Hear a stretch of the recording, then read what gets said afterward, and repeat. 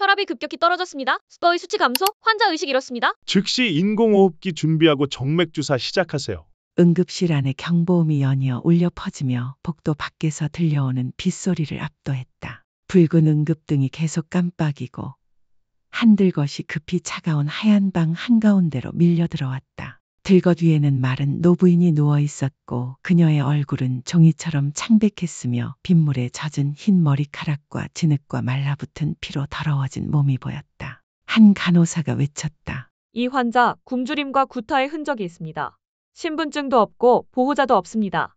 박민준 의사, 35세 당직실에서 막 나온 그는 즉시 다가가 장갑을 끼며 모니터의 수치를 빠르게 훑어보았다. 아무 말도 하지 않고 고개를 끄덕이며 간호사 팀에게 지시를 내렸다. 노부인은 경련하듯 몸을 떨었다. 양팔에는 멍 자국이 가득했고 손가락은 추위로 인해 굳어 있었다. 그녀의 목에는 오래된 목걸이 하나가 드러났고 그 펜던트는 세월에 변색된 동그란 구리골이었다. 응급 침대로 그녀를 옮기는 순간 목걸이가 풀리며 바닥에 떨어졌다. 쨍 하고 울리는 작은 금소금. 그러나 혼란스러운 응급실 한가운데서 그 소리는 오히려 섬뜩할 정도로 또렷하게 울려 퍼졌다. 민주는 반사적으로 몸을 숙였다. 그는 펜던트를 집어들어 환자의 임시 기록 파일에 넣으려 했다. 그러나 그 순간 목걸이가 툭 하고 열렸다. 안에는 오래된 사진 한 장이 있었다. 웃고 있는 한 아이, 5살,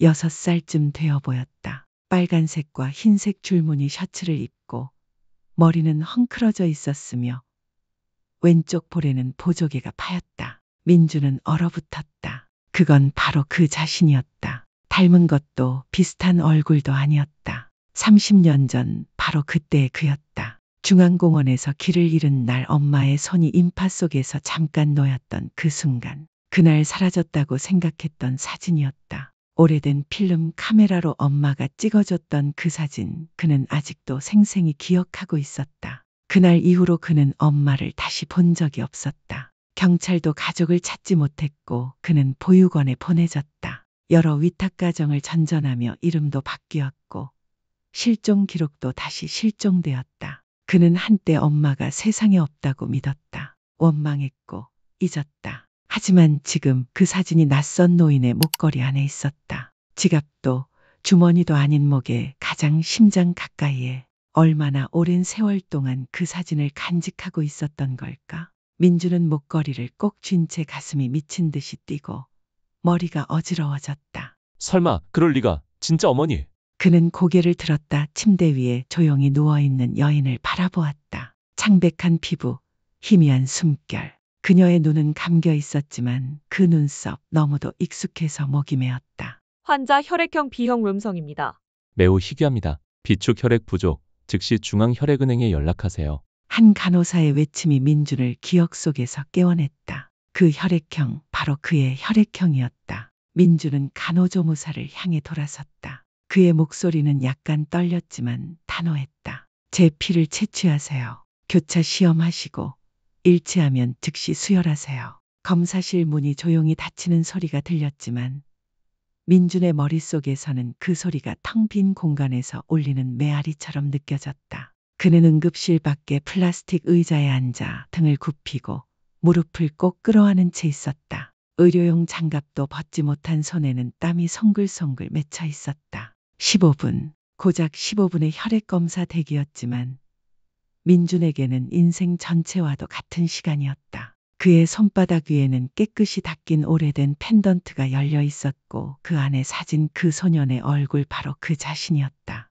오래전 사라졌다고 생각했던 삶의 일부였다. 그는 기억을 더듬었다. 그날은 일요일이었다. 가볍게 비가 내리고 있었다. 엄마가 그를 공원에 데려갔고 두 사람은 모형 기차를 타며 놀았다. 엄마는 그에게 솜사탕을 사주었다. 처음 먹어보는 맛이었다. 하지만 몇 분 후 인파가 밀려들었고 어른들의 어깨에 떠밀리며 그는 엄마의 손에서 떨어져 나갔다. 그가 마지막으로 본 장면, 엄마가 반대쪽에서 뛰어오며 손을 흔들고 이름을 부르던 모습. 하지만 그 목소리는 바람 속으로 사라졌고 그는 다시는 그녀를 만날 수 없었다. 그는 생각했었다. 엄마는 세상을 떠났다고. 아니면 더 나쁜 경우 그를 버렸다고. 분노했고 차갑게 기억을 지워냈다. 하지만 왜 그 여인이 수십 년간 그의 사진을 간직하고 있었을까? 왜 그 사진이 심장 가까이에 닿는 목걸이 안에 있었던 걸까? 검사실 문이 열렸다.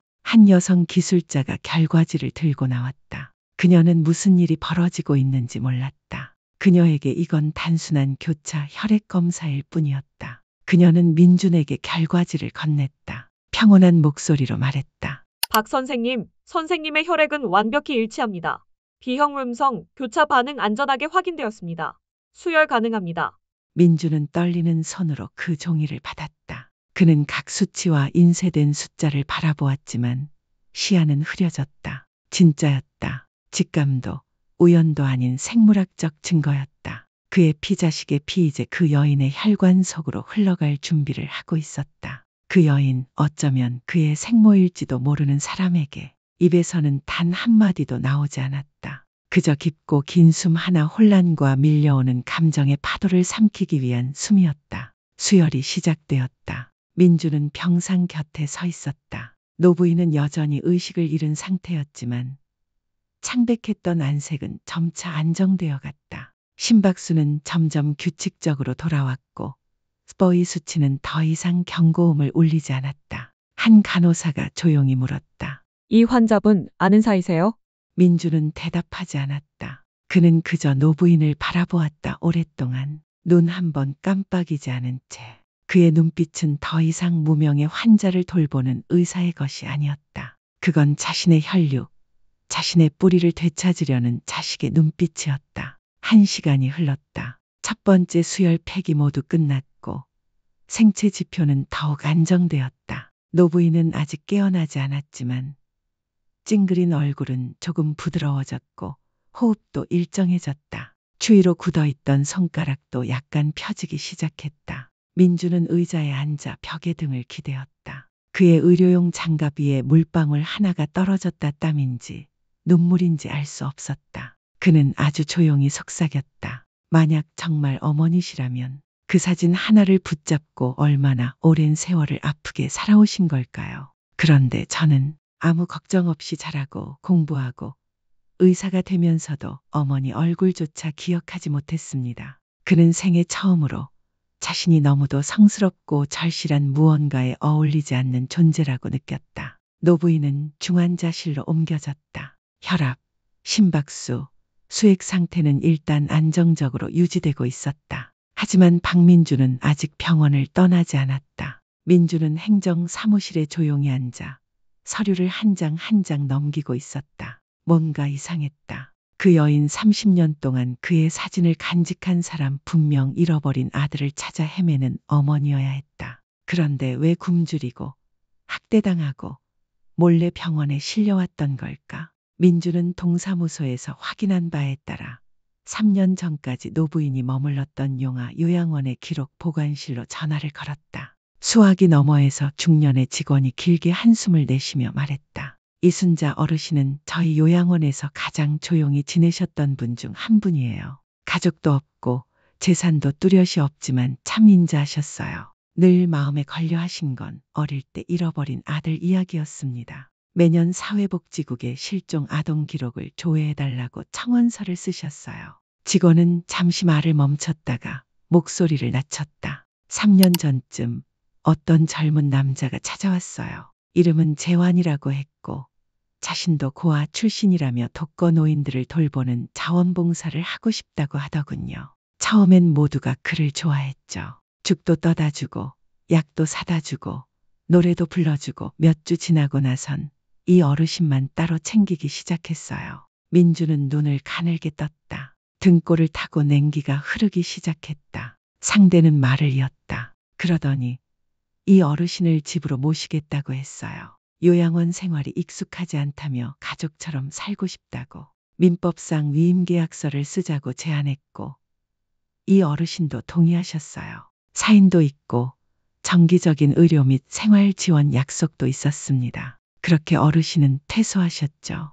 그런데 나가신 이후론 연락이 완전히 끊겼어요. 그 재환이라는 사람은 직원들 전화번호도 차단했어요. 겨우 통화가 됐던 한 번은 그 노인 치매 걸려서 맨날 아들 찾는 얘기만 해요. 머리 아파 죽겠어요라며 끊어버리더군요. 민주는 핸드폰을 꽉 쥔 채 아무 말도 하지 않았다. 그자는 착한 사람인 척하며 절망 속에서 자식을 찾는 어머니의 신뢰를 얻고 돌봄이라는 명목으로 어르신을 요양원 밖으로 데려가고 연락을 차단하고 통제를 시작했다. 굶기고 학대하고 어쩌면 은행 잔고나 남은 연금이라도 노리고 있었는지도 몰랐다. 그는 양자가 아니었다. 가족도 아니었다. 그저 자식을 잃은 어머니의 마지막 신뢰를 먹고 사는 기생충일 뿐이었다. 그날 오후 민준이 노부인의 수액 라인을 확인하고 있을 때 병실 문이 벌컥 열렸다. 한 젊은 남자가 들어섰다. 키가 크고 마른 체격, 구겨진 낡은 코트를 입고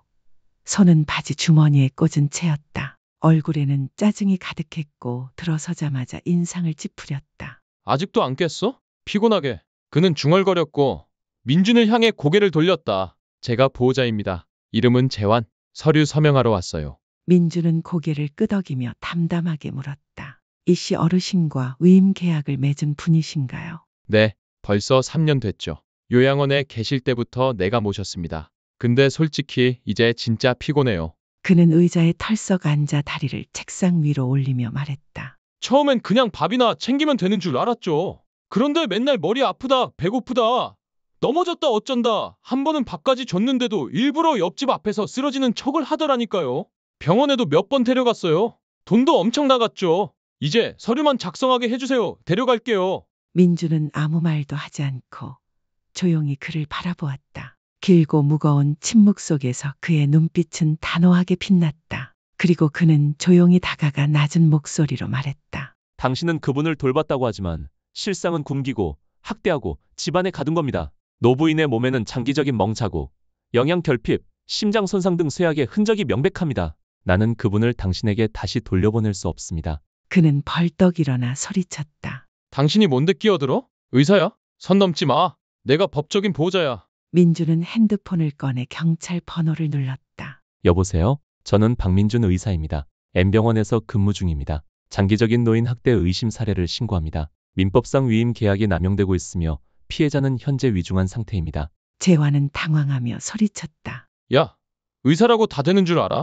난 서류도 다 있어. 민주는 차갑게 응수했다. 그리고 나는 혈액 검사 결과가 있습니다. 나는 그녀를 살리기 위해 수혈한 사람입니다. 나는 법적으로 당신의 보호자 권한을 일시 정지할 근거를 갖고 있습니다. 중대한 학대 혐의가 명확하니까요. 그는 버둥거렸지만 병원 경비에게 제지당했다. 경찰은 20분도 채 되지 않아 도착했다. 끌려가던 그는 고개를 돌려 이를 악물며 말했다. 남 일에 끼어들지 마요. 의사 양반, 사람을 구한다고 다 좋은 건 아니거든.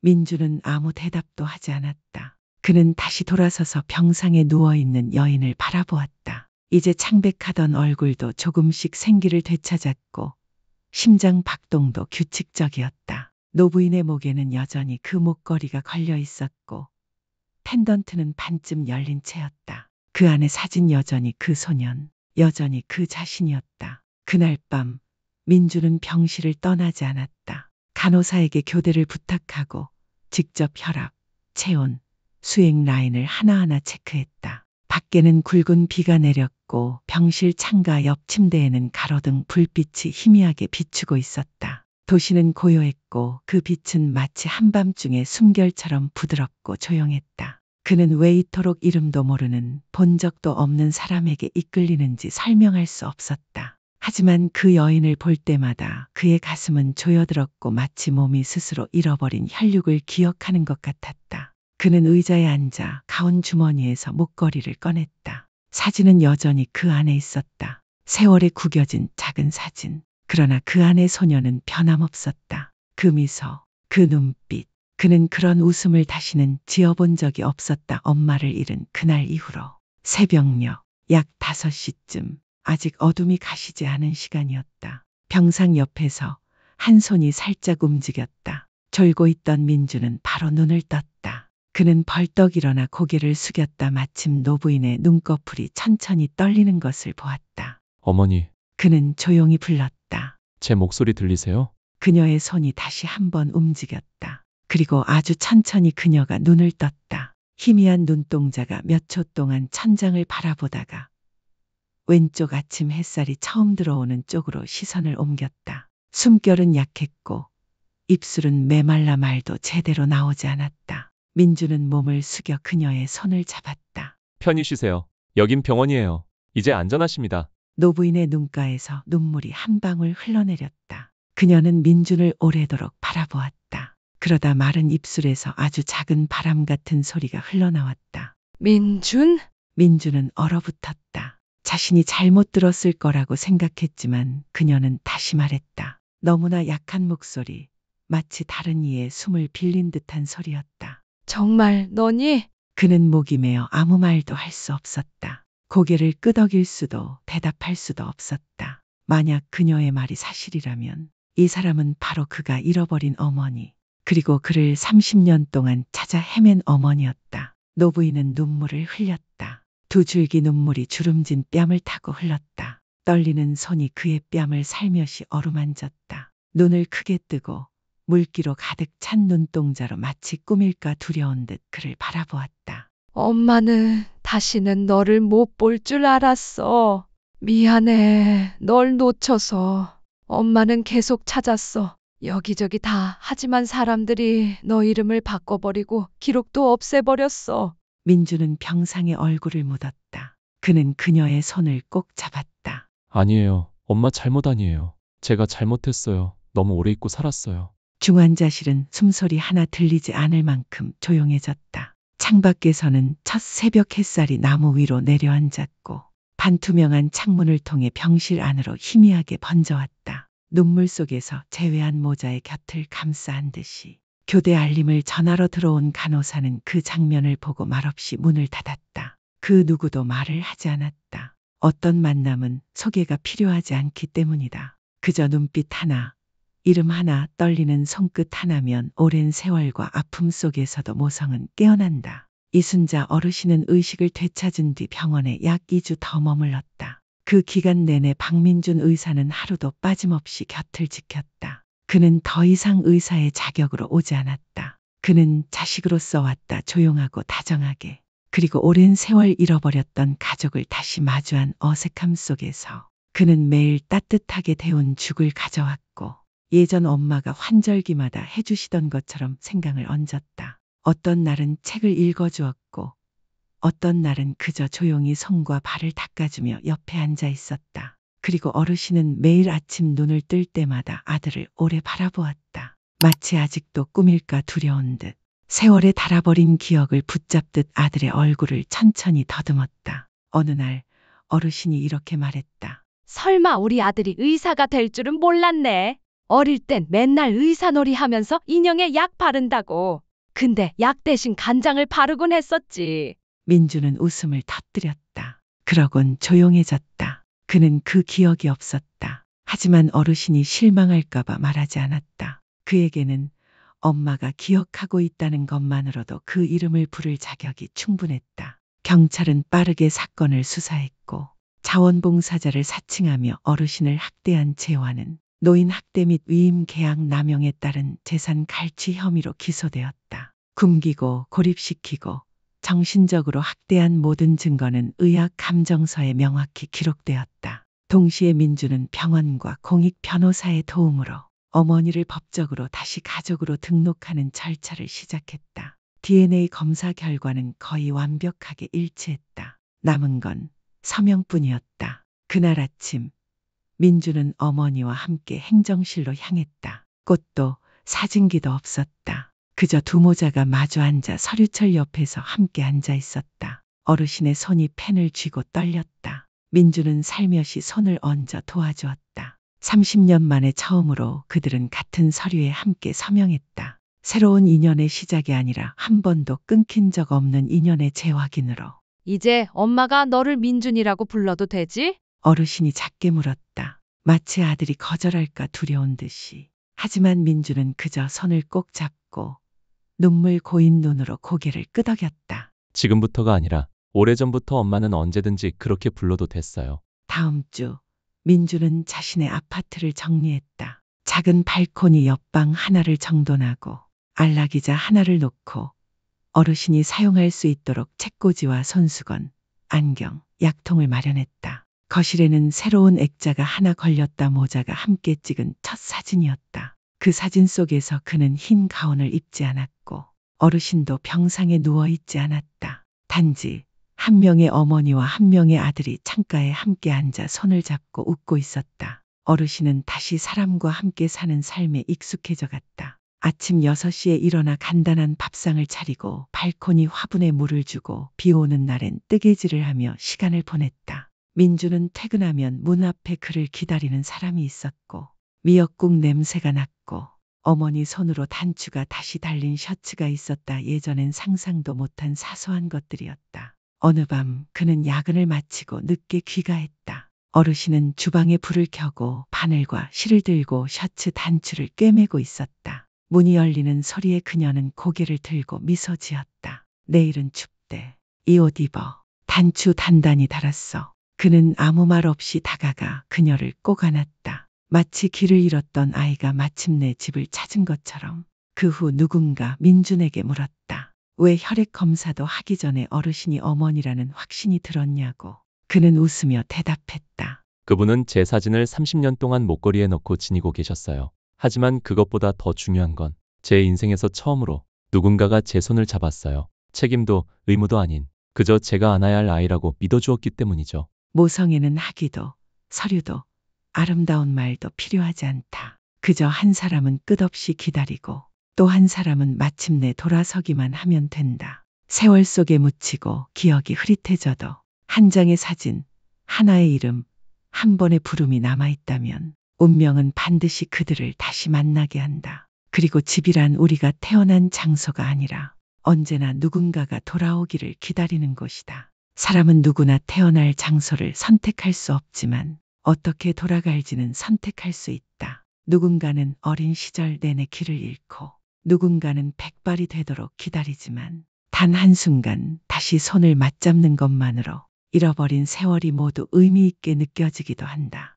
어쩌면 가장 아픈 건 버림받는 것이 아니라 잊혀지는 것일지도 모른다. 그리고 가장 기적 같은 건 재회 그 자체보다 수많은 세월과 변화 속에서도 서로를 알아볼 만큼 사랑이 온전하게 남아있는 것일지 모른다. 모성애는 때로 말이 필요 없다. 그것은 눈빛 속에, 품 안의 온기 속에 존재하며 한 어머니가 낡은 사진 한 장을 가슴 가까이에 평생 간직하는 모습 속에 그리고 한 자식이 마른 몸의 여인을 마주했을 때 자신이 다시 어린아이가 된 듯 느끼는 그 순간 속에 살아있다. 그 여인은 어린 시절의 전부였던 하늘 같은 존재였으니까. 혹시 아직 부모님이 곁에 계시다면 제발 너무 늦기 전에 사랑을 전해주세요. 전하지 못한 사랑의 말은 그 후에 아무리 많이 해도 결코 과거로 돌아갈 수 없습니다. 이 이야기가 당신의 마음에 닿았다면 주저하지 마시고 구독을 눌러주세요.